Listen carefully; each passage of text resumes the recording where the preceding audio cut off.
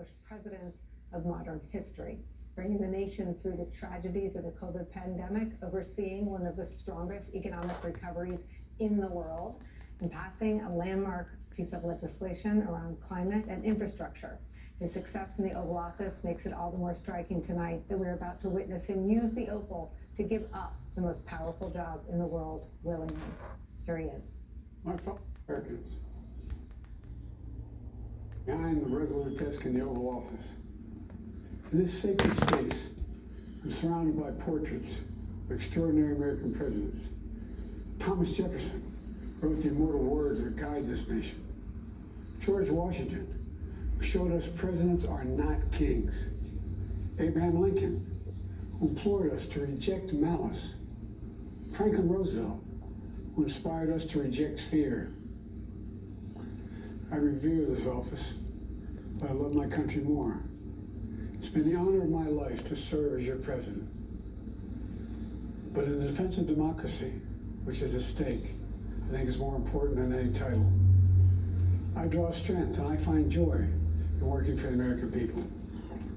But this sacred task of perfecting our union, it's not about me, it's about you, your families, your futures. It's about we, the people. We can never forget that, and I never have.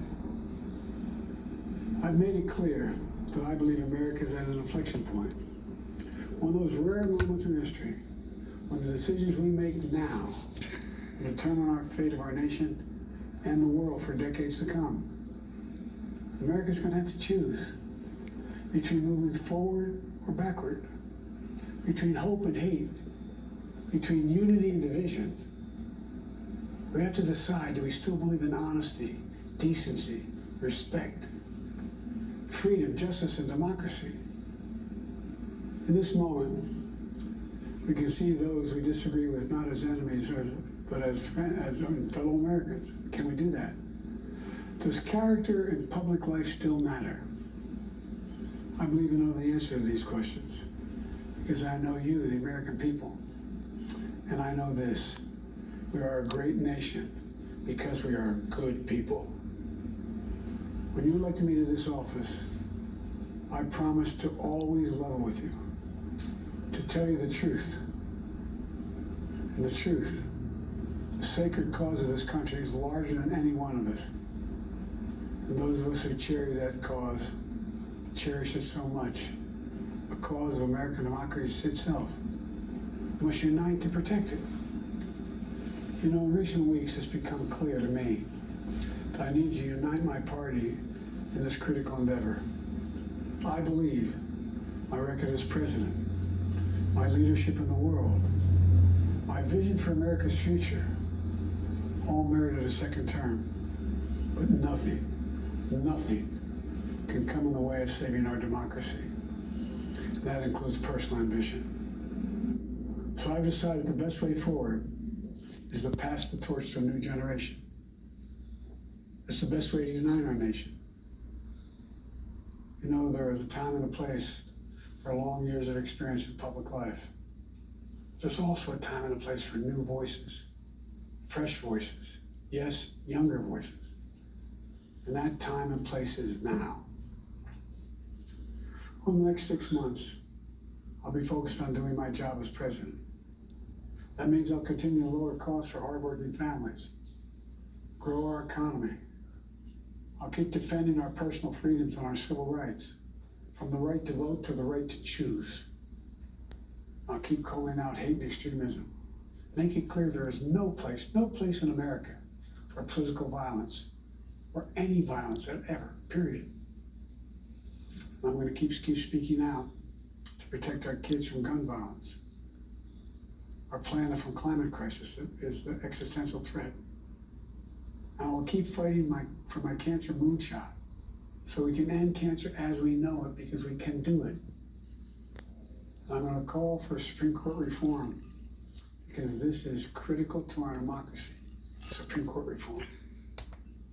You know, I will keep working to ensure America remains strong, secure, and the leader of the free world. I'm the first president in this century to to report to the American people that the United States is not at war anywhere in the world. We'll keep rallying a coalition of proud nations to stop Putin from taking over Ukraine and doing more damage. We'll keep NATO stronger, and I'll make it more powerful and more united than any time in all of our history. I'll keep doing the same for our allies in the Pacific.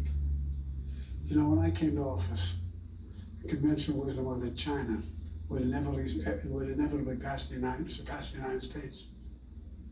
That's not the case anymore. And I'm going to keep working to end the war in Gaza, bring home all the hostages, and bring peace and security to the Middle East and end this war. We're also working around the clock to bring home Americans being unjustly detained all around the world. You know, we've come so far since my inauguration. On that day, I told you, as I stood in that winter, we stood in a winter of peril and a winter of possibilities. Peril and possibilities. We're in the grip of the war. We were in the grip of the worst pandemic in the century, the worst economic crisis since the Great Depression, the worst attack on our democracy since the Civil War. We came together as Americans. We got through it. We emerged stronger, more prosperous, and more secure. Today we have the strongest economy in the world, creating nearly 16 million new jobs, a record. Wages are up. Inflation continues to come down. The racial wealth gap is the lowest it's been in 20 years. We're literally rebuilding our entire nation, urban, suburban, rural, tribal communities. Manufacturing has come back to America. We're leading the world again in chips and science and innovation. We finally beat Big Pharma after all these years to lower the cost of prescription drugs for seniors. And I'm going to keep fighting to make sure we lower the cost for everyone, not just seniors. More people have health care today in America than ever before. And I signed one of the most significant laws helping millions of veterans and their families who are exposed to toxic materials. You know, most significant climate law ever in the history of the world. The first major gun safety law in 30 years. Today, the violent crime rate is at a 50-year low. We're also securing our border. Border crossings are lower today than when the previous administration left office. I've kept my commitment to appoint the first black woman to the Supreme Court of the United States of America. I also kept my commitment to have an administration that looks like America and be a president for all Americans. That's what I've done. I ran for president 4 years ago because I believed and still do that the soul of America was at stake. The very nature of who we are was at stake. And that's still the case. America's an idea. An idea stronger than any army, bigger than any ocean, more powerful than any dictator or tyrant. It's the most powerful idea in the history of the world. That idea is that we hold these truths to be self-evident. We're all created equal, endowed by our Creator with certain inalienable rights: life, liberty, pursuit of happiness. We've never fully lived up to this sacred idea, but we've never walked away from it either. And I do not believe the American people will walk away from it now. In just a few months, the American people will choose the course of America's future. I made my choice. I've made my views known.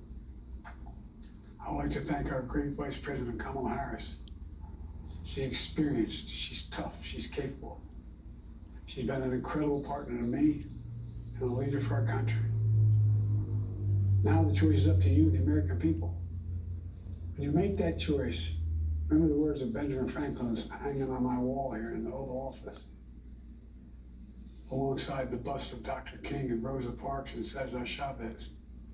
When Ben Franklin was asked, as he emerged from the convention going on, whether the founders had given America a monarchy or a republic, Franklin's response was, a republic, if you can keep it. A republic, if you can keep it. Whether we keep our republic is now in your hands. My fellow Americans, it's been the privilege of my life to to serve this nation for over 50 years. Nowhere else on earth could a kid with a stutter, from modest beginnings in Scranton, Pennsylvania, and Claremont, Delaware, one day sit behind the resolute desk in the Oval Office as President of the United States. But here I am. That's what's so special about America. We're a nation of promise and possibilities, of dreamers and doers, of ordinary Americans doing extraordinary things. I've given my heart and my soul to our nation, like so many others. I've been blessed a million times in return with the love and support of the American people. I hope you have some idea how grateful I am to all of you. The great thing about America is here, kings and dictators do not rule, the people do. History is in your hands. The power is in your hands. The idea of America lies in your hands. You just have to keep faith, keep the faith, and remember who we are. We're the United States of America, and there's simply nothing beyond our capacity when we do it together. So let's act together, preserve our democracy. God bless you all. May God protect our troops. Thank you.